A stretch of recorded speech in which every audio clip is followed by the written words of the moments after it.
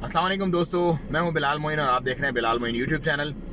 4 main reason होती हैं किसी भी मुल्क का वीज़ा रिजेक्ट होने की। Like normally USA, Canada, Europe, Australia, New Zealand वगैरह का जब आप वीज़ा अप्लाई करते हैं तो ये 4 मेन रीज़न होती हैं।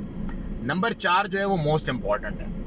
नंबर 1 मेन रीज़न ये होती है कि आपके पास आपके अकाउंट में इनफ पैसे नहीं होते और जो काउंसलर आपका इंटरव्यू ले रहा होता है वहाँ पर एम्बेसी में या जहाँ पर भी आप इंटरव्यू दे रहे होते हैं, उसको ये लग जाता है कि ये बंदा यहाँ पर क्योंकि इतना ज़्यादा नहीं कमा सकता, तो ये जिस मुल्क में जा रहा है, जिसका वीज़ा ले रहा है, सपोज यूएसए का, कनाडा, यूरोप कहीं का भी, तो वहीं पे सेटल हो जाएगा। नंबर 2, उनको आपकी बातों से ये लगता है कि वहीं पे ये बंदा जाएगा और इसकी स्ट्रॉन्ग टाइज इसके अपने मुल्क में नहीं है, तो ये बंदा वहीं पर सेटल डाउन हो जाएगा, शादी कर लेगा या कोई भी पेपर वगैरह के मामलात करके वहीं पे हल हो जाएगा। कोई भी आपने लूज बॉल नहीं देनी इन 2 चीज़ों से रिलेटेड।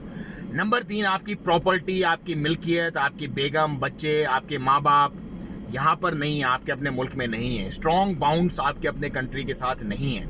ये नंबर 3 उनको सबसे ज़्यादा वो चेक करते हैं कि अगर बंदे की स्ट्रॉन्ग बाउंडिंग्स होंगी अपने मुल्क में तो यकीनन वो अपना विजिट पूरा करके वापस आएगा अपने मुल्क। लेकिन अगर उसकी यहाँ पर कोई बाउंडिंग नहीं है, बीवी बच्चे नहीं है, माँ बाप नहीं है, प्रॉपर्टी नहीं है, बिजनेस नहीं है, कुछ भी नहीं है, तो जाएगा वहीं पे, वहीं की वहीं सेटल डाउन हो जाएगा।